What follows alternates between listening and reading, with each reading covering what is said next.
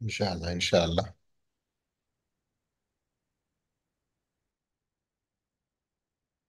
ఇమాం ఇబ్ను ఖయ్యిమ్ రహిమహుల్లా చెప్పారు, ప్రతి ఆరాధన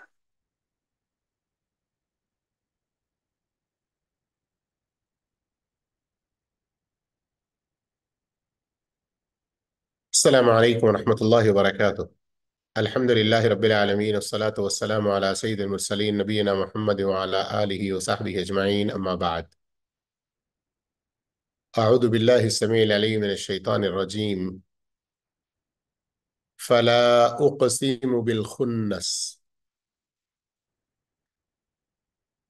ఫలా కనుక అది కాదు అంటే వెనక అవిశ్వాసుల బహుదైవారాధకుల ఏ విషయాలను ఖండించడం జరిగినదో దాని గురించి ఇక్కడ నొక్కి చెప్పడం జరుగుతుంది. అది కాదు. ఉక్సిము, నేను ప్రమాణం చేస్తున్నాను. బిల్ ఖున్నస్, వెనక్కి జరిగే నక్షత్రాలపై. అల్ జవార్ అల్ కున్నస్, అల్ జవారిల్ కున్నస్. అల్ జవార్ అంటే సంచరించే, అల్ కున్నస్ కనుమరుగైపోయేవి. వాస్తవానికి ఈ రెండు ఆయతులలో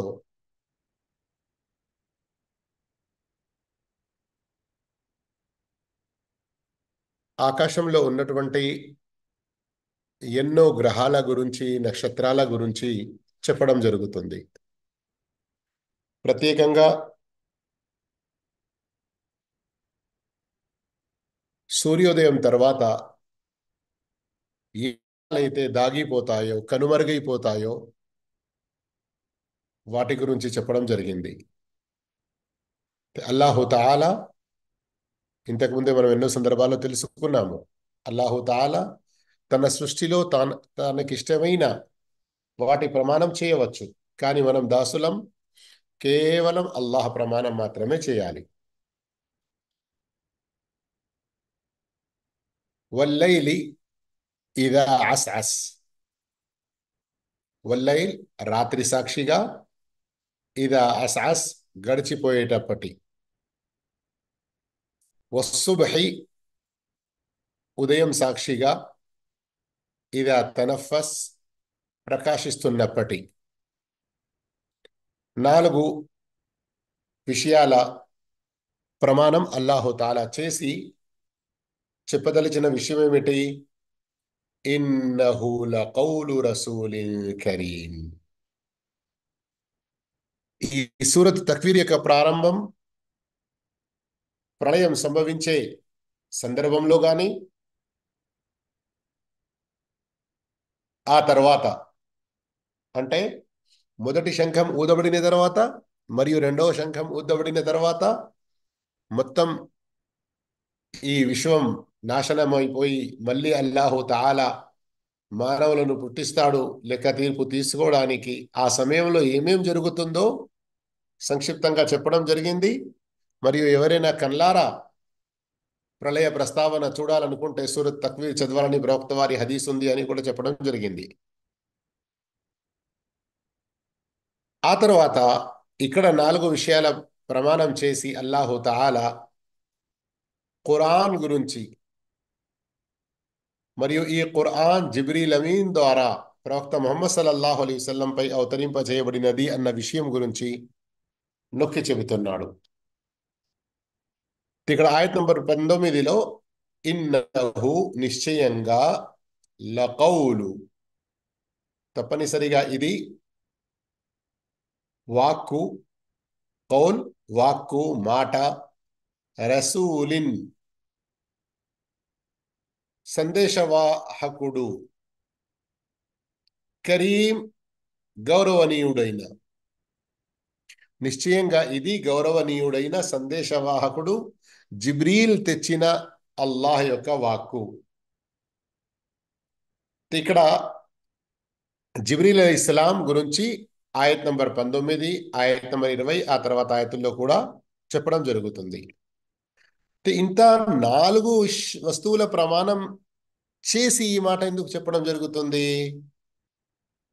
ఒకవేళ మీరు ఖురాన్లో వేరే కొన్ని సందర్భాల్లో చూస్తే అక్కడ స్పష్టంగా మనకు తెలుస్తుంది, మక్కా అవిశ్వాసులు కానీ లేదా ఇంకా వేరే ఎవరైనా ప్రవక్త సల్లల్లాహు అలైహి వసల్లం తీసుకొచ్చినటువంటి ఖురాన్, నౌజుబిల్లా అస్తగ్ఫిరుల్లా, ఎవరో ఒక మనిషి ఈ ముహమ్మద్ వాడు అన్నటువంటి తప్పుడు ప్రచారం చేసేవారు. యుఅల్లిముహు బషర్ అని చూడండి, సూరతున్ నహల్ ఆయత్ నంబర్ 103. అతనికి ఒక మనిషి నేర్పుతున్నాడని ఈ అవిశ్వాసులు పలకటం మాకు బాగా తెలుసు. వాస్తవానికి వారు ఎవరిని దృష్టిలో పెట్టుకొని అలా అంటున్నారో అతని భాష అరబ్బేతర భాష కాగా ఈ ఖురాన్ స్వచ్ఛమైన స్పష్టమైన అరబీ భాషలో ఉంది. ఎందుకంటే సత్యాన్ని తిరస్కరించేవారు ఎలాంటి అడ్డ ప్రశ్నలు వేసినా, ఏదైనా అపనిందలు వేసినా వారి వద్ద సరియైన ఆధారాలు ఉండవు కదా. అయితే అల్లాహ్ తఆలా ఇక్కడ ఏం చెప్తున్నాడు, ఈ అవిశ్వాసులు ముహమ్మద్ సల్లల్లాహు అలైహి వసల్లంపై అపనింద వేస్తున్నారు. ఏమని? ఈ ముహమ్మద్ మనకు వినిపించేటువంటి మాట అల్లాహ్ వైపు నుండి వచ్చినది కాదు, ఎవరో ఫలానా ఒక మనిషి నేర్పినది అని. అయితే అల్లాహు తాలా ఈ 4 విషయాల వస్తువుల ప్రమాణం చేసి ఆ మాటను ఖండించి, కాదు, జిబ్రీల్ అమీన్ ద్వారా, గౌరవనీయునైన దూత, రసూల్ అని ఏదైతే మనం వింటూ ఉంటామో పదం, వాస్తవానికి ఖురాన్లో అనేక సందర్భాల్లో 2 రకాల వారికి ఈ పదం చెప్పడం జరిగింది. ఒకటి, దైవదూతల్లో ప్రత్యేకంగా జిబ్రీల్ అమీన్ గారికి, ఎందుకంటే అతను అల్లాహ్ మరియు ప్రవక్తల మధ్యలో దూత, సందేశం తీసుకొచ్చేవారు. మరియు రసూల్ అని సర్వసామాన్యంగా మనం ఏదైతే అనుకుంటామో అది రెండవ భావం అనండి. మానవుల్లో అల్లాహు తాలా ఎవరినైతే ఎన్నుకున్నాడో తన యొక్క వహీ దివ్యవాణి వారిపై పంపి ఆయన్ని సందేశహరునిగా, సందేశ దూతగా, సందేశం అల్లాహ్ యొక్క మాటను చేరవేసే విధంగా ఎన్నుకున్నాడో ఆ ప్రవక్తలను మనం సర్వసామాన్యంగా రసూల్ అని అంటాము. అయితే సామాన్యంగా నబీ మరియు రసూల్ ఒక భావంలో ఉపయోగించడం జరుగుతుంది, కానీ ప్రత్యేకంగా ప్రతి ఒక్క దానికి భావం వేరువేరుగా చెప్పబడినప్పుడు ఒక ప్రత్యేక ధర్మశాస్త్రం ఇచ్చి గ్రంథం అవతరింపజేయబడిన వారిని రసూల్ అని, మరియు సామాన్యంగా అల్లాహ్ ఎవరినైతే ప్రవక్తగా ఎన్నుకున్నాడో వారిని నబీ అని చెప్పడం జరుగుతుంది. ఇక్కడ ఈ ఆయతులో అర్థమైంది కదా. ఇప్పుడు ఇన్నహు లకౌలు రసూలిన్ కరీం, నిశ్చయంగా అది గౌరవనీయుడైన సందేశ వాహకుడు జిబ్రీల్ తెచ్చిన దైవవాక్కు అని ఎందుకు చెప్పడం జరిగింది? అవిశ్వాసుల అపనిందలను ఖండించడానికి. ఎవరో నేర్పుతున్నారు అని ఏదైతే అపనింద వేస్తున్నారో అలా కాదు, అల్లాహ్ వద్ద నుండి జిబ్రీల్ అమీన్ గౌరవనీయులైన దూత ఈ సందేశాన్ని తీసుకొని ప్రవక్త ముహమ్మద్ సల్లల్లాహు అలైహి వసల్లం వద్దకు వస్తున్నారు. ఇక ఆయత్ నంబర్ 20లో 2 గుణాలు ఆ జిబ్రీల్ అమీన్ గారివి తెలుపబడ్డాయి. ఒకటేమిటి? వి కువ్వ, మహాశక్తిశాలి అతను. అల్లాహు అక్బర్. జిబ్రీల్ అమీన్ ఎంత గొప్ప శక్తిశాలి, అతనికి ఎంత అల్లాహు తాలా బలం మరియు శక్తి ఇచ్చాడు. మీరు అర్థం చేసుకోవాలంటే ఒక చిన్న సంఘటన. లూత్ అలైహిస్సలాం వారి యొక్క జాతి వారు నివసించే ఆ మొత్తం ఏరియాని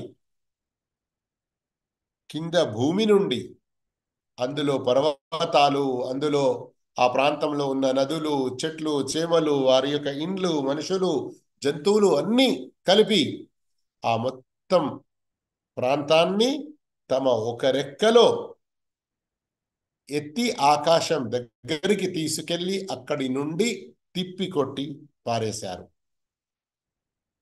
గమనించండి, ఇంత గొప్ప శక్తి గలవారు కావచ్చు. మరియు రెండవ గుణం ఇక్కడ చెప్పడం జరిగింది. ఈ ఆయట్లో రెండో గుణం అంటున్నాను. లేదా అంటే రసూలిన్ కరీం, రసూల్ కరీం, ذي قوة عند ذي العرش مكين ఇలా ఎక్కువైపోతాయి. అతడు సింహాసనాధిపతి అయిన అల్లాహ్ దగ్గర ఉన్నత స్థానం కలవాడు. అంటే మొత్తం దైవదూతల ఒక సృష్టి ఏదైతే ఉందో వారిలోనే అత్యంత గొప్ప హోదా అంతస్తు గలవారు, గొప్ప స్థానం గలవారు జిబ్రీల్ అమీన్. మరియు ప్రత్యేకంగా అల్లాహ్ వద్ద ఈయనకు మరో ప్రత్యేక స్థానం ఉంది.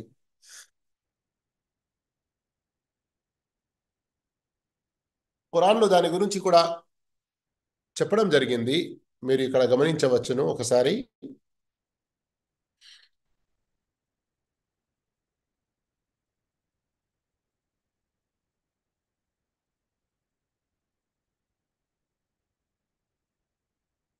గమనించండి, సూరత్ 34 ఆయత్ నంబర్ 23లో ఆయన వద్ద ఆయన అనుమతించిన వారి కొరకు తప్ప ఒకరి సిఫారసు ఇంకొకరికి ఏమాత్రం ఉపకరించదు.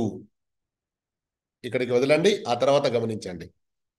తుదకు వారి హృదయాలలోని ఆందోళన తొలగించబడిన తరువాత,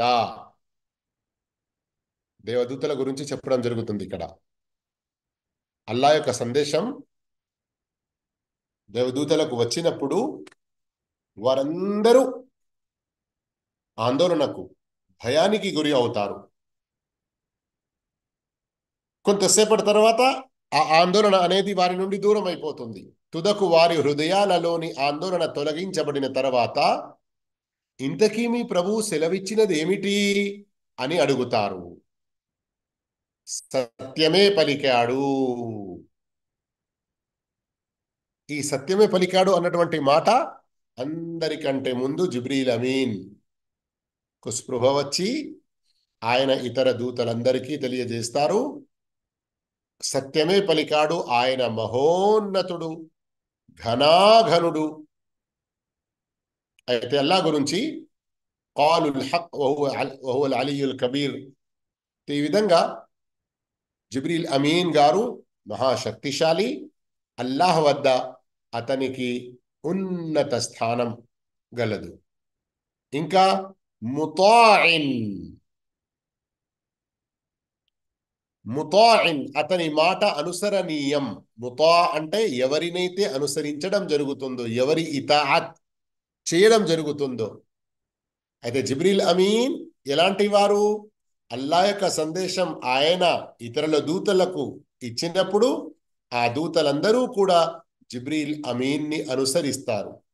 ఎవరు కూడా ఎదురు తిరిగేవారు కాదు.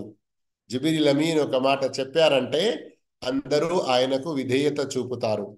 అయితే ఈ విధంగా ఇందులో మరొక గుణం జిబ్రీల్ అమీన్ గారిది తెలపడం జరిగింది. ఆ తర్వాత ఇంకో గుణం సమ్మ అమీన్, అతను ఎంతో నిజాయితీ పరుడు. అల్లాహ్, అతను ఎంతో నిజాయితీ పరుడు అని ప్రత్యేకంగా ఇక్కడ ఏదైతే చెప్పడం జరిగిందో, జిబ్రీల్ అమీన్ గురించి చెప్పబడిన అన్ని ఘనతల్లో ప్రత్యేకంగా ఈ విషయాన్ని అర్థం చేసుకునే అవసరం చాలా ఎక్కువగా ఉంది. ఎందుకంటే ఒకవైపున నఊదు బిల్లా అస్తగ్ఫిరుల్లాహ్ యూదులు వేసే అపనింద ఖురాన్ సూరే బకరాలో మీరు చూడవచ్చును. యూదులు అంటారు జిబ్రీల్ మాకు శత్రువుడు. అయితే అల్లాహ్ తఆలా చాలా స్పష్టంగా తెలిపాడు, మన్ కాన అదువ్వన్ లిల్లాహి వ మలాయికతిహి,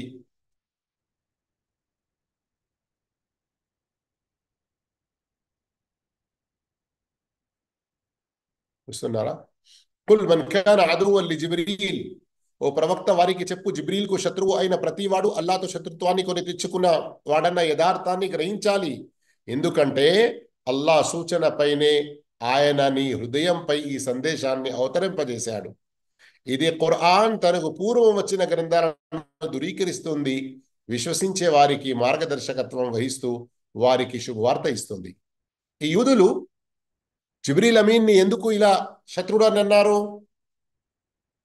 వాస్తవానికి కొంచెమైనా బుద్ధి జ్ఞానం ఉండేది ఉంటే వారికి ఇబ్రాహీం అలైహిస్సలాం వారి ఇద్దరు కుమారుల్లో ఒకరు ఇస్హాక్ అలైహిస్సలాం, వారి సంతతిలోనే ప్రవక్త పదవి ఇవ్వడం జరిగింది. కానీ ఇప్పుడు అల్లాహు తఆలా ఇస్మాయిల్ అలైహిస్సలాం సంతతిలో చిట్ట చివరి ప్రవక్తను, ప్రవక్తలందరి నాయకుణ్ణి ఎన్నుకున్నాడు. ఈ రకంగా చూసుకుంటే ఇబ్రాహీం సంతతిలోనే ఉన్నది ఇంకా ఈ ప్రవక్త పదవి. అలా సంతోషపడవచ్చు, కానీ లేదు. వారు అసూయకు, ఈర్ష్యకు గురి అయి జిబ్రీల్ మా ఇస్హాక్ సంతతిలో తీసుకువస్తూ ఉండే అటువంటి ఈ సందేశాన్ని వేరే వారికి ఇచ్చాడు, అందజేశాడు. అమానత్ దార్, నిజాయితీ పరుడు కాడు. నౌజుబిల్లా, అస్తగ్ఫిరుల్లా, ఇలాంటి అపనిందలు వేశారు. అల్లాహు తాలా వారిని ఖండించి కాదు. మరియు తమకు తాము ముస్లింలు అనుకునే అటువంటి ఒక షియా వర్గం వారు కూడా నౌజుబిల్లా ఇలాంటి అసత్యాలు పలుకుతారు. హజరత్ అలీపై తీసుకొచ్చే అటువంటి సందేశాన్ని జిబ్రీల్ తప్పుగా మిస్టేక్ చేసి వేరే వారికి ఇచ్చారు అన్నట్లుగా. అయితే వారందరి మాటలు కూడా తప్పు, అబద్ధం, అసత్యం. 1400 సంవత్సరాలు దాటినప్పటికీ ఒక పొల్లు పోకుండా, ఒక అక్షరంలో మార్పు లేకుండా ఈ సత్య గ్రంథం ఖురాన్ ఏదైతే సత్యంగా నిలిచి ఉన్నదో అందులో అల్లాహ్ చాలా స్పష్టంగా తెలిపాడు, జిబ్రీల్ అమీన్ ఎన్నో సుగుణాలు కలిగి ఉన్నవారు.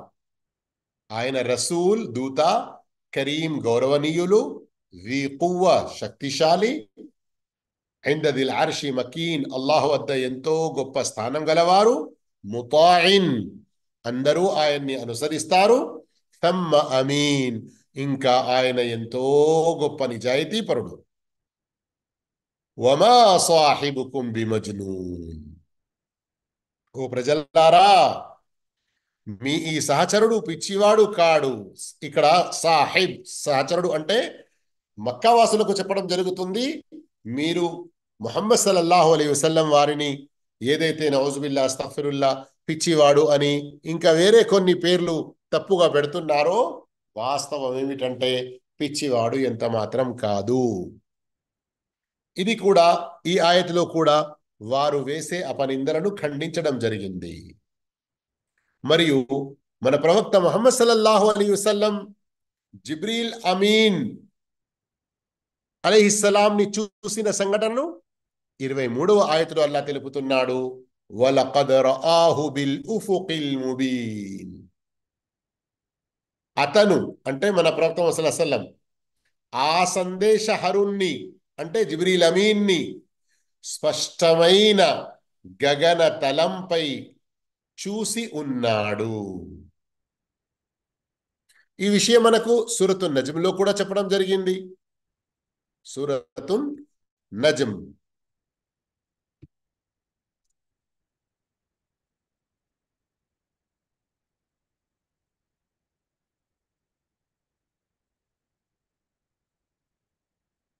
చూస్తున్నారు ఇక్కడ ఆయత్ నంబర్ 7లో 53 సూర నంబర్ ఆయత్ నంబర్ 7. వహువ బిల్ ఉఫుకిల్ ఆలా, అతడు ఎత్తైన ఆకాశపు టంచులపై ఉన్నాడు.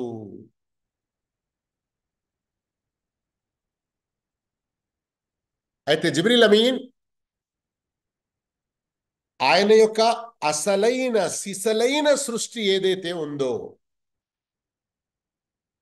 అసలైన సిసలైన సృష్టి ఇక్కడ వ్యాఖ్యానం ఫుట్ నోట్ 20 చూడండి. దైవ ప్రవక్త సల్లల్లాహు అలైహి వసల్లం అల్లాహ్ యొక్క దూత జిబ్రీల్ అలైహిస్సలాంను 2 సార్లు అసలు సిసలు స్థితిలో చూశారన్న విషయం ఇంతకుముందు కూడా వచ్చింది. ఇంతకుముందు వచ్చింది అంటే అదే సూరతున్ నజ్మ్లో. వాటిలో ఒక్కటి ఇక్కడ ప్రస్తావించబడినది. అది దైవ దౌత్యం అందిన తొలి కాలం. ఆ సమయంలో మహాప్రవక్త సల్లల్లాహు అలైహి వసల్లం జిబ్రీల్ అలైహిస్సలాంను చూసినప్పుడు ఆ జిబ్రీల్ దూతకు 600 రెక్కలున్నాయి. ఆ రెక్కలతో దిగ్మండలమంతా నిండిపోయినట్లు కనిపించింది. అల్లాహ్. ఇలా తల ఎత్తి చూస్తే మనం ముంగట గాని, కుడివైపున గాని, ఎడమ వైపున గాని మొత్తం దిగ్మండలం ఎలా కనబడుతుంది? అయితే ఎప్పుడైతే ప్రవక్త సల్లల్లాహు అలైహి వసల్లం గారి హిరా నుండి దిగి వస్తున్నారో ఒక శబ్దం వచ్చింది. తలెత్తి పైకి చూసేసరికి జిబ్రీల్ అమీన్ ఈ మొత్తం దిగ్మండలాన్ని కప్పి ఉంచారు. ఆయన యొక్క 600 రెక్కలతో ఇవన్నీ కూడా దాగిపోయినట్లుగా, దాని వెనక రెక్కల వెనక ఉన్నది ఏమిటి అన్నది కనబడకుండా ఆ రీతిలో అయిపోయింది. అంటే ఇక్కడ చెప్పే అసలు ఉద్దేశం ఏంటి? అంత పెద్ద సృష్టి జిబ్రీల్ అమీన్ వారిది, అసలైన సృష్టి. అల్లాహు అక్బర్. అంత పెద్ద సృష్టి అయి కూడా క్షణం పాటులో 7వ ఆకాశం పై నుండి భూమి కింది వరకు, మరి ఇక్కడి నుండి పై వరకు అల్లా యొక్క సందేశం తీసుకొని వస్తూ పోతూ ఉంటారు. ఇదంతా అల్లా ప్రసాదించినటువంటి శక్తి. మొదటిసారి ప్రవక్త సల్లల్లాహు అలైహి వసల్లం జిబ్రీల్ అమీన్ని ఆయన అసలు స్థితిలో చూశారంటే రెండవసారి ఎప్పుడు? గగన ప్రయాణం మేరాజ్ సందర్భంలో. రెండవసారి మేరాజ్ గగన యాత్ర సందర్భంగా చూశారు. సూర నజ్మ్లో దీని వివరాలు వచ్చి ఉన్నాయి. అయితే సోదర మహాశయులారా, ఈ జిబ్రీల్ అమీన్ ఎంతటి గొప్పవారు అన్న విషయం ఇందులో చెప్పడం జరిగింది. మరియు మన ప్రవక్త వారు జిబ్రీల్ అమీన్ని అసలు సృష్టిలో స్థితిలో చూశారన్న మాట కూడా ఇక్కడ చెప్పడం జరిగింది. ఆ తర్వాత 24 నుండి మన ప్రవక్త ముహమ్మద్ సల్లల్లాహు అలైహి వసల్లం వారి గురించి అల్లాహ్ తఆలా తెలియజేస్తున్నాడు. వమా హువ అలల్ గైబి బిదనీన్. ఇంకా అతను అగోచర విషయాలను తెలియపరచటంలో పిసినారి కూడా కాడు. ఇది చాలా ముఖ్యమైన ఆయత్. అందరూ చాలా శ్రద్ధగా దీనిని అర్థం చేసుకునే ప్రయత్నం చేయాలి. ముందు ఇక్కడ ఉన్నటువంటి సంక్షిప్త వ్యాఖ్యానం ఫుట్ నోట్ చదువుతున్నాము.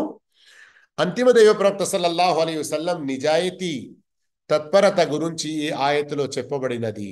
తన వద్దకు వచ్చిన దైవవాణిని, వహీని ఆయన సల్లల్లాహు అలైహి వసల్లం ఎలాంటి హెచ్చు తగ్గులు లేకుండా మానవాళికి అందజేస్తారు. ఏ ఒక్క విషయాన్ని కూడా దాచిపెట్టరు. సుదర మహాశివులారా, మన ప్రవక్త ముహమ్మద్ సల్లల్లాహు అలైహి వసల్లం వారికి ఇల్మే గైబ్, అగోచర జ్ఞానం ఉంది అని కొందరు పాపం అజ్ఞాన ముస్లింలు అనండి, లేదా కొందరు తమకు తాము ముల్సాబులు అనుకునే వాళ్ళు ఏదైతే ఇలాంటి మాట చెబుతారో ఈ ఆయత నుండి దలీల్ తీసుకునే ప్రయత్నం చేస్తారు. కానీ వాస్తవం ఏమిటంటే ఇందులో వారికి ఎలాంటి ఆధారం లేదు. ఎందుకు లేదు? మొదటి విషయం మనం గమనించాల్సింది, ఖురాన్ని అల్లాహు తాలా అవతరింపజేశాడు. మరియు ఖురాన్ యొక్క తాత్పర్యం, దాని యొక్క వివరణ హదీస్ రూపంలో మన వద్ద ఏదైతే ఉందో, సహీ హదీసుల రూపంలో, అది కూడా అల్లాహ్ వైపు నుండి వచ్చినదే. అయితే సహాబాలు ఈ ఆయతును మరియు ఈ అంశాన్ని ఎలా అర్థం చేసుకున్నారో ఆ రీతిలో అర్థం చేసుకోవడం తప్పనిసరి. అలా కాకుండా మన ఇష్టానుసారం మనం ఏదైనా భావాలు తెలియజేసే ప్రయత్నం చేస్తే అది అల్లాహ్ వద్ద ఆమోదయోగ్యం పొందదు, స్వీకరించబడదు. ఇక్కడ చూడడానికి గైబ్ అన్న పదం వచ్చింది. అవును, పదం వచ్చింది. కానీ ఇక్కడ సర్వసామాన్యంగా తప్పుడు విశ్వాసంలో ఉన్నటువంటి మన మిత్రులు ప్రవక్త వారి గురించి ఏదైతే భావిస్తున్నారో, ప్రవక్త వారికి గైబ్ ఉందన్న విషయం, దానికి దలీల్ ఎంత మాత్రం కుదరదు. ఎందుకు కుదరదు? సహీ బుఖారీలో వచ్చినటువంటి హదీస్ చాలా స్పష్టంగా మన ముందు ఉన్నది. ఏంటి హదీస్? చాలా ముఖ్యమైన అంశం గురించి ఈ హదీస్ ఉంది గనక అల్లా యొక్క దయతో ఈ హదీస్ నేను మీకు చూపిస్తూ దాని యొక్క అనువాదం తెలియజేస్తాను.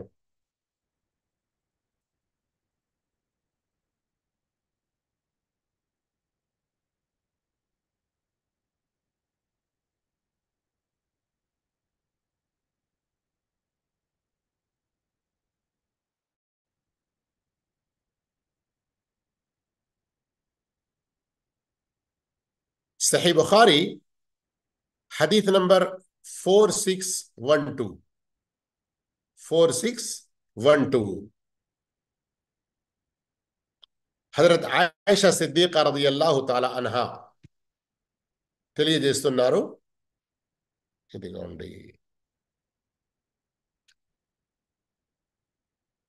ఇక్కడ మీరు చూస్తున్నట్లుగా సహీ బుఖారీ కితాబు తఫ్సీర్ సూరత్ మాయిదాలోని ఆయత్ యా అయ్యుహర్ రసూలు బల్లిగ్ మా ఉన్జిల ఇలైక మిర్ రబ్బిక్, దీని యొక్క వ్యాఖ్యానంలో హదీస్ నంబర్ 4612 ఆయిషా సిద్దికా రదియల్లాహు తఆలా తెలిపారు, మన్ హద్దథక అన్న ముహమ్మదన్ సల్లల్లాహు అలైహి వసల్లమ కతమ షైఅన్ మిమ్మా అంజలల్లాహు అలైహి ఫఖద్ కదబ్. ఎవరైనా మీతో చెప్పారు ముహమ్మద్ సల్లల్లాహు అలైహి వసల్లం అల్లా ఆయనపై అవతరించిన విషయంలో ఏదైనా కొంచెం దాచిపెట్టారని మీరు తెలుసుకోండి, ఫఖద్ కదబ్, ఆ మనిషి అబద్ధం పలుకుతున్నాడు. ఎందుకు?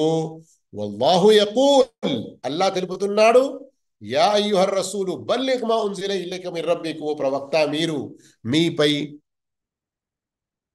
అవతరింపజేయబడుతున్న విషయాన్ని మీ ప్రభు వైపు నుండి ప్రజలందరికీ చేరవేయి. అలాగే హజరత్ ఆయిషా సిద్దికా రదియల్లాహు తఆలా అన్హా వారి మరొక హదీస్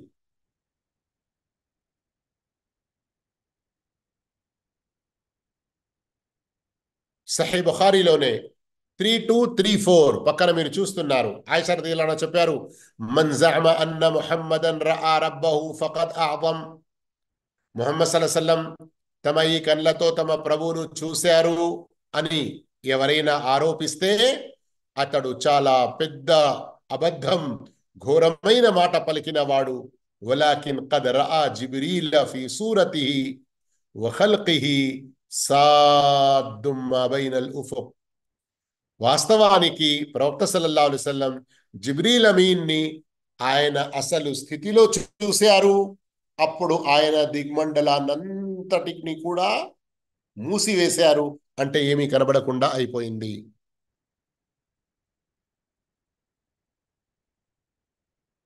హదీస్ నంబర్ 3235లో కూడా ఇదే జిబ్రీల్ ఇస్లాంని చూసిన విషయం ఉంది. అలాగే 48 మరియు 55 ఇందులో 3 విషయాల గురించి ప్రస్తావన ఉంది. కొంచెం శ్రద్ధ వహించండి. ఈ హదీస్ కూడా నేను పూర్తిగా మీకు వినిపించే ప్రయత్నం చేస్తున్నాను.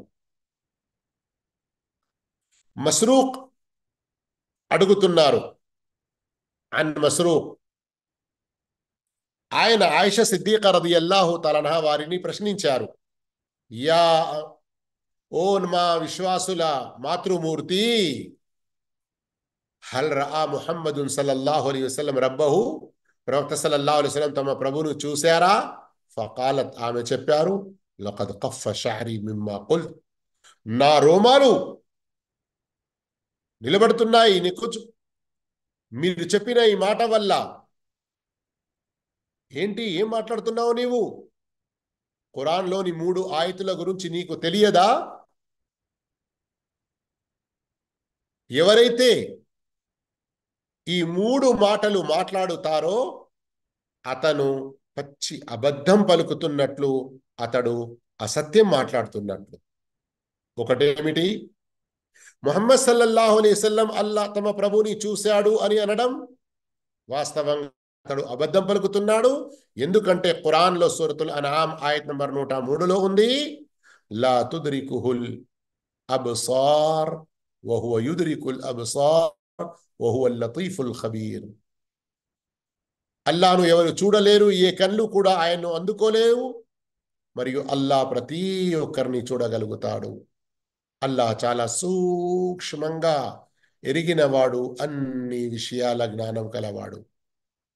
మరియు సూరతు షూరా ఆయత్ నంబర్ 51లో ఉంది, వమా కాన లిబషరిన్ అన్ యుకల్లిమహు అల్లాహు ఇల్లా వహ్యన్ ఔ మిన్ వరాఇ హిజాబ్. అల్లా ఏ మనిషితో కూడా మాట్లాడినా వహీ ద్వారా లేదా హిజాబ్ అడ్డు తెర వెనుక నుండి. వమన్ హద్దసక అన్నహు యఅలము మా ఫీ గదిన్ ఫఖద్ కదబ్. రెండో మాట ఏమిటి? ఎవరైనా నీతో చెప్పాడు ముహమ్మద్ సల్లల్లాహు అలైహి వసల్లం వారికి అగోచర జ్ఞానం ఉంది అని, రేపటి రోజు ఏం జరగనుందో అది ముహమ్మద్ సల్లల్లాహు అలైహి వసల్లంకు తెలుసు అని ఎవరైతే అంటాడో ఫఖద్ కదబ్, అతను తప్పు చెప్పాడు, అబద్ధం పలికాడు. మళ్ళీ ఆయిషా రదియల్లాహు అన్హా సూరత్ లుక్మాన్ లోని ఆయత్ నంబర్ 34 చదివారు, వమా తద్రీ నఫ్సుం మాదా తక్సిబు గదా. ఏ ప్రాణికి తెలియదు రేపటి రోజు అతడు ఏం చేయనున్నాడు. మూడో మాట, వమన్ హద్దసక అన్నహు కతం ఫఖద్ కదబ్. ఎవరైతే నీతో చెబుతారో ముహమ్మద్ సల్లల్లాహు అలైహి వసల్లం వారు అల్లా ఆయనపై అవతరించిన విషయాల్లో ఏదైనా పెట్టారని అతడు కూడా అబద్ధం పలికాడు. ఎందుకంటే సూరతుల్ మాయిదా ఆయత్ నంబర్ 67 ఆయిషా రదియల్లాహు అన్హా తిలావత్ చేశారు, యా అయ్యుహర్ రసూలు బల్లిగ్ మా ఉన్జిల ఇలైక మిర్ రబ్బిక్. ఓ ప్రవక్త, అల్లాహ్ వైపు నుండి నీపై అవతరింపజేయబడిన దానిని నీవు అందవేయి, చేరవేయి. ఈ విధంగా ఇందులో గమనిస్తున్నారా మీరు? ఈ హదీస్ ద్వారా మీకు స్పష్టంగా తెలిసింది కదా, ముహమ్మద్ సల్లల్లాహు అలైహి వసల్లం వారికి అగోచర జ్ఞానం ఉంది అని ఎవరైనా చెబితే అతడు అబద్ధం పలుకుతున్నాడు. సహీ బుఖారీలోనే ఈ భావంలో మరొక హదీస్ ఉంది. హదీస్ నంబర్ 7380. ఇందులో కూడా చివరిలో మరొకసారి ప్రత్యేకంగా చెప్పడం జరిగింది, వమన్ హద్దసక అన్నహు యఅలముల్ గైబ్.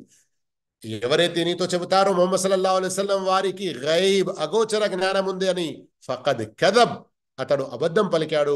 వహువ యఖూల్, అల్లా చెప్పిన మాట, లా యఅలముల్ గైబ ఇల్లల్లాహ్, అగోచర జ్ఞానం అల్లాహకు తప్ప ఇంకా వేరే ఎవరికీ లేదు. అయితే ఇక్కడ మీరు ఖురాన్లో ఏదైతే ఇప్పుడు చూశారో, వమా హువ అలల్ గైబి బిదనీన్, వమా హువ అలల్ గైబి బిదనీన్, ఇంకా అతను అగోచర విషయాలను తెలియపరచడంలో పిసినారి కూడా కాడు. దీని యొక్క భావం ఏంటి? అల్లాహ్ వద్దకు ఏ సందేశం అల్లాహు తాలా ప్రవక్త సల్లల్లాహు అలైహి వసల్లం వద్దకు ఏ సందేశం పంపుతారో, ఏ వహీ పంపుతాడో ఆ వహీలోని ఏ విషయం కూడా దాచిపెట్టలేదు, చెప్పకుండా ఉండలేదు. ఎలాగైతే నహూజుబిల్లా కొందరు షియాల యొక్క తప్పుడు విశ్వాసం ఏంటి, ముహమ్మద్ సల్లల్లాహు అలైహి వసల్లం పై ఖురాన్ ఎంత అవతరించిందో అదంతా కూడా తెలుపలేదు, మరికొంత దాగి ఉన్నది, ప్రళయానికంటే ముందు మా యొక్క ఇమాం తీసుకొస్తాడు. నౌజుబిల్లా, తప్పు మాట ఇది. ఇది చాలా అబద్ధమైన మాట. అయితే అల్లాహు తాలా స్పష్టంగా చెప్పాడు, ముహమ్మద్ సల్లల్లాహు అలైహి వసల్లం ఏ విషయాన్ని అల్లాహు తాలా ధర్మ సందేశంగా, ధర్మశాస్త్రంగా ప్రజలకు ఇహపరాల్లో మేలు కలిగించే ఏ విషయమైతే అల్లాహ్ తెలిపాడో వాటిలో ఏ కొంచెం కూడా దాచి పెట్టలేదు. ఆ తర్వాత అల్లాహ్ తాలా తెలుపుతున్నాడు, వమా హువ బికౌలి షైతానిర్ రజీమ్. ఇది అంటే ఖురాన్ శాపగ్రస్తుడైన శైతాన్ వాక్కు కూడా కాదు. ఇక్కడ శైతాన్ వాక్కు కాదు అని ఎందుకు చెప్పడం జరిగింది? జ్యోతిషుల వద్దకు, సోదె చెప్పే వారి వద్దకు శైతానులు వచ్చి ఊర్ధ్వలోకాల్లోని కొన్ని విషయాలను చూచాయగా తెలియజేస్తాయేమో కానీ ఖురాన్ మాత్రం అటువంటిది కాదు. దీన్ని జిబ్రాయిల్ అలైహిస్సలాం తప్ప వేరొకరు తీసుకురాలేరు. ప్రవక్త సల్లల్లాహు అలైహి వసల్లం ఏ తౌహీద్ యొక్క దావత్ ఇచ్చేవారో దానిని వారు నమ్మేవారు కాదు. మరియు వారి ఇళ్లల్లో కొంతమంది ఇస్లాం స్వీకరించేవారు. దాని కారణంగా వారికి వారు విరోధులుగా అయిపోయేవారు. అయితే తర్వాత ఏమనేవారు, ఈ ముహమ్మద్ మాటలో ఎలాంటి చమత్కారం, ఎలాంటి ఆ ఎలాంటి మంత్రం ఉంది అంటే మాలో విభేదాలు కలగజేస్తున్నాడు అని. మరియు వారు ఏదైతే జ్యోతిషుల వద్దకు వెళ్ళేవారో వారికి తెలుసు శైతానులు వారి వద్దకు మాటలు తీసుకొస్తాయని. అయితే నౌజుబిల్లా అస్తగ్ఫిరుల్లా, ఈ ముహమ్మద్ వద్దకు కూడా ఏదైనా ఒక శైతాన్ వచ్చి ఏదైనా నేర్పుతున్నాడు కావచ్చు ఇలా అనేవారు. అయితే అల్లాహు తాలా దానిని ఖండిస్తున్నాడు. కాదు, ఇది గౌరవనీయులైన శక్తిశాలి అయిన దూత జిబ్రీల్ ద్వారా అల్లా యొక్క సందేశం, శైతాన్ యొక్క మాట ఎంత మాత్రం కూడా కాదు. మరి మీరు ఇంతకుముందు సూరతుల్ కలంలో విని వచ్చారు, ఇది ఏదైనా కవిత్వము కాదు, ఎవరైనా జ్యోతిషుల మాట కూడా కాదు అని. ఆ తర్వాత అల్లాహు తాలా ఇక హెచ్చరిస్తున్నా ఏమని, ఫైన తద్హబూన్,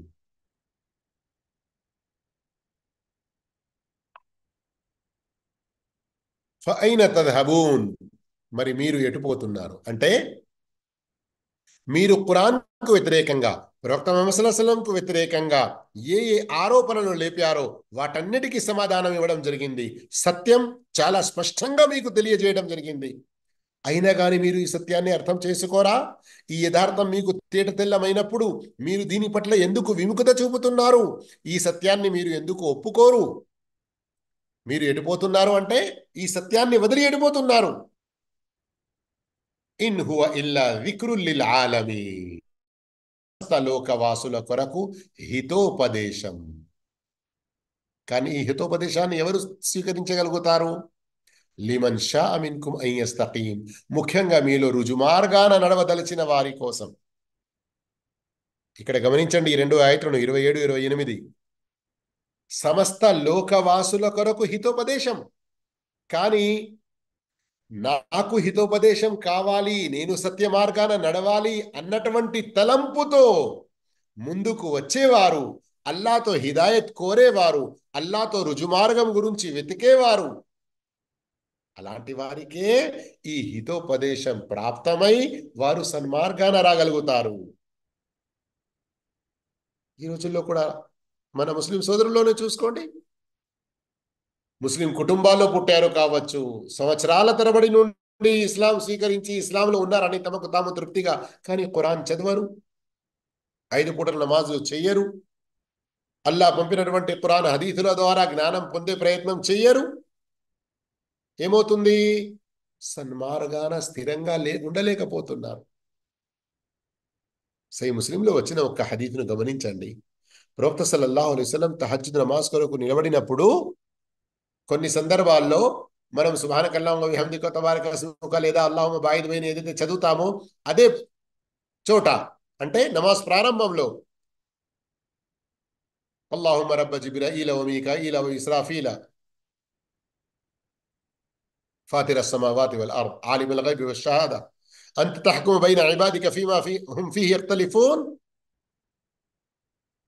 వహ్దినీ లిమా ఇఖ్తలిఫ ఫీహి మినల్ హక్కి బిఇذنిక్ ఇన్నక తహదీ మన్ తషాఉ ఇలా సిరాతి ముస్తఖీం. ఈ దువా ఎప్పుడైనా విన్నారా? మా చిన్న పుస్తకం రహీం వల్ల ముఖ్యమైన దువాలోని ఏదైతే ఉందో PDF, దాంట్లో తన నమాజ్ స్టార్టింగ్ లో చదివే దువాలలో దీన్ని ప్రస్తావించడం జరిగింది. ఈ దువాలోని చివరి పదాలు ఏమున్నాయి? స్వయంగా ప్రవక్త సల్లల్లాహు అలైహి వసల్లం దువా చేసేవారు. ఏమని? ఓ అల్లా, ప్రజలు ఏదైతే విభేదించుకుంటున్నారో, సత్య విషయాన్ని వదిలి వారు ఏ విభేదాలలో పడి ఉన్నారో, నన్ను అలాంటి విభేదాల నుండి దూరం ఉంచి నీవు నీ యొక్క దయ, నీ యొక్క అనుమతితో నాకు సన్మార్గం ప్రాప్తించు, ఆ సన్మార్గంపై స్థిరంగా ఉండే విధంగా నాకు సహాయపడు. మనం కూడా ఇట్లాంటి దువాలు చేస్తున్నామా? మరొక ముఖ్యమైన విషయం ఇందులో మనం గమనించాల్సింది ఆయత్ నంబర్ 28, 29 రెండింటిని కలిపి. ముందు ఆయత్ 29 యొక్క భావం వినండి. వమా తషాఊన ఇల్లా అన్ యషా అల్లాహు రబ్బుల్ ఆలమీన్. మరొకసారి 28, 29 రెండు కలిపి అనువాదం. మీలో రుజుమారుగా నడవదలిచిన వారి కోసం సర్వలోక ప్రభు అయిన అల్లాహ్ కోరనంత వరకు మీరేది కోరలేరు. అల్లాహు అక్బర్. మీరు కోరేది ఏదైనా అది అల్లాహ్ ఇచ్చే సద్బుద్ధిపై ఆధారపడి ఉంది. మీ ఇచ్ఛతో పాటు అల్లాహ్ యొక్క ఇష్టం, దైవేచ్ఛ కూడా ఉండాలి. ఆయనకు సమ్మతం కానంత వరకు మీరు సన్మార్గాన్ని పొందలేరు. ఆ యథార్థమే సూరతుల్ కసస్ ఆయత్ నంబర్ 56లో ఈ విధంగా చెప్పబడింది. తన మార్గదర్శకత్వాన్ని స్వీకరించే వారెవరో ఆయనకు బాగా తెలుసు. సోదర మహాశయులారా, ఈ 3 ఆయతులను మంచిగా అర్థం చేసుకోండి. ఇది సమస్త లోకవాసుల కొరకు హితోపదేశం, ముఖ్యంగా మీలో రుజుమార్గాన నడవదలచిన వారి కోసం. సర్వలోక ప్రభు అయిన అల్లాహ్ కోరనంత వరకు మీరేదీ కోరలేరు. ఈ చివరి ఆయతును వేరుగా కొందరు చదివి ఒక తప్పుడు భావంలో పడిపోతారు. అయితే ఈ 3 ఆయతులను మంచి రీతిలో కలిపి అర్థం చేసుకునే ప్రయత్నం చేయాలి. 3వ ఆయత్ అంటే 29ని పై 2 ఆయతుల నుండి విడదీయకుండా చదవాలి. విడదీసి చదువుతారు. కొందరు ఏమంటారు, ఏమయ్యా ఇంకా ఎప్పుడు నమాజ్ చేస్తావయ్యా, అల్లా కోరినప్పుడు చేస్తానులే, అల్లాహ్ ఖురాన్లో చెప్పిండు కదా ఇష్టం ఉన్న వారికే ఆయన మార్గం చూపుతాడని. అల్లా కోరనంత వరకు మనం కోరితే ఏమి కాదు అని. నేను చేయాలనుకున్నా కానీ నాకేం చేయాలనిపిస్తుంది, అల్లా ఇష్టం పుట్టించాలని, నాలో ఆ ప్రేమ కుదిరించాలి. ఆహా, ఇది తప్పుడు భావం అండి. అల్లా కోరినప్పుడే నీకు తినిపిస్తాడు. నువ్వు తినడానికి ఒక అడుగు ముందు వేయకూడదు. అన్నం యొక్క ముద్ద నీ చేతితో పైకి ఎత్తకూడదు. అలాగే ఉండగలుగుతావా? అల్లా కోరితే నీకు ఆరోగ్యం ప్రసాదిస్తాడు. ఏదైనా జ్వరం వచ్చింది అంటే, తలనొప్పి లేసింది అంటే, ఇంకా వేరే ఏదైనా హార్ట్ అటాక్ ఏర్పడుతున్నప్పుడు, బీపీ ఎక్కువ అయినప్పుడు, షుగర్ పెరిగినప్పుడు డాక్టర్ వద్దకు వెళ్ళొద్దు, ఏ మందు తీసుకోవద్దు, ఏ సలహా తీసుకోవద్దు. అల్లా కోరితే నయం చేస్తాడు. అలా అనుకొని ఊరుకుంటారా? అక్కడ ఆకలి కలిగినప్పుడు అల్లా తినిపిస్తాడు లే అని ఊరుకుంటారా? రోగానికి గురి అయినప్పుడు అల్లా బాగు చేస్తాడు లే అని ఊరుకుంటారా? ఇంట్లో భార్య పిల్లలకు, ముసలివారైనటువంటి తల్లిదండ్రులకు అయ్యో అన్నం పెట్టాలి, నేను వెళ్ళి ఏదైనా ఉద్యోగం చేసుకోవాలి అని వెళ్తారు కదా బయటికి. అలా వెళ్ళకుండా అల్లా ఇష్టం ఉంటే తినిపిస్తాడు లేదండి. ఏదైనా అన్నం పంపిస్తాడు ఇంటికి, ఎవరైనా మంచి బిర్యానీ చేసి తయారు చేసి ఎవరి ద్వారా పంపిస్తాడు అని ఆలోచించి ఊరుకుంటారా? లేదు కదా. భోజనానికి, ఉద్యోగానికి, ఆరోగ్యానికి ఎలాగైతే మీ వంతు ప్రయత్నం ఏదైతే చెయ్యాలో అది చేస్తున్నారు, అలాగే హిదాయత్ పొందడానికి, ఖురాన్ ద్వారా హితోపదేశం పొందడానికి, స్వర్గంలో చేరడానికి మన వంతు ప్రయత్నం మనం చేస్తూ అల్లాతో దువా చేయాలి. ఆ సత్కార్యాలు కూడా చేయాలి. మరియు అల్లాతో సద్బుద్ధిని అడగాలి. అల్లా తప్పకుండా ప్రసాదిస్తాడు. నేను ఒక్క దువా నమాజ్ స్టార్టింగ్ లో చేసేది చెప్పాను. ఇలాంటి ఇంకా ఎన్నో దువాలు ఉన్నాయి. అల్లాహుమ్మ ఇన్ని అసలుక తబాత ఫిల్ అమ్ర్ వల్ అజీమత అల రుష్ద్. అలాగే అల్లాహుమ్మ హదిని వసద్దిద్ని. ఇంకా ఎన్నో దువాలు ఉన్నాయి. ఈ దువాలు ఎందుకు నేర్పబడ్డాయి మనకు? మనం దువా చేయాలి. అల్లా, నీవు నా పట్ల మేలును కోరి నాకు మేలు ప్రసాదించు అని. ఒక సందర్భంలో ప్రవక్త సల్లల్లాహు అలైహి వసల్లం ఏం చెప్పారు? ఓ ఆయిషా, నీవు జామి దుఆ అంటే సంక్షిప్త పదాల్లో ఎక్కువ భావం గల దువా చేస్తూ ఉండు. నేనేం చేయాలి ప్రవక్త? అల్లాహుమ్మ ఇన్ని అస్అలుక మినల్ ఖైరి కుల్లి. ఓ అల్లాహ్, నేను నీతో అన్ని రకాల మేళ్లు కోరుతున్నాను. వఅఊదు బిక మినష్ షర్రి కుల్లి, మరియు అన్ని రకాల చెడుల నుండి నేను నీ శరణు కోరుతున్నాను. అల్లాహుమ్మ ఇన్ని అస్అలుకల్ జన్నత వమా ఖర్రబ ఇలైహా మిన్ ఖౌలిన్ ఔ అమల్. ఓ అల్లాహ్, నేను నీతో స్వర్గాన్ని మరియు స్వర్గంలో చేర్పించే ప్రతి మంచి మాట, పని చేసే సద్బుద్ధిని నాకు ప్రసాదించమని కోరుతున్నాను. వఅఊదు బిక మినన్ నారి వమా ఖర్రబ ఇలైహా మిన్ ఖౌలిన్ ఔ అమల్. అలాగే నేను నరకం నుండి నీ శరణు కోరుతున్నాను. నరకంలో చేర్పించేటువంటి మాట, పని, అలాంటి వాటి నుండి నన్ను దూరం ఉంచాలని కూడా నీతో కోరుతున్నాను. గమనిస్తున్నారా? ఇప్పుడు అర్థమైంది కదా. అల్లాహుతాలా మనందరికీ ఖురాన్ను శ్రద్ధగా మంచిగా చదివి అర్థం చేసుకొని మన ఇహలోక జీవితాన్ని సరిదిద్దుకునేటువంటి భాగ్యం ప్రసాదించుగాక. ఆమీన్. వాఖిర్ దావానా అల్హమ్దులిల్లాహి రబ్బిల్ ఆలమీన్. వస్సలాము అలైకుం వరహ్మతుల్లాహి వబరకాతుహు.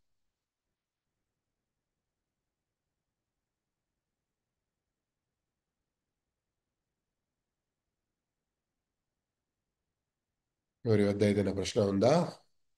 అలాగే సమాప్తం చేద్దామా?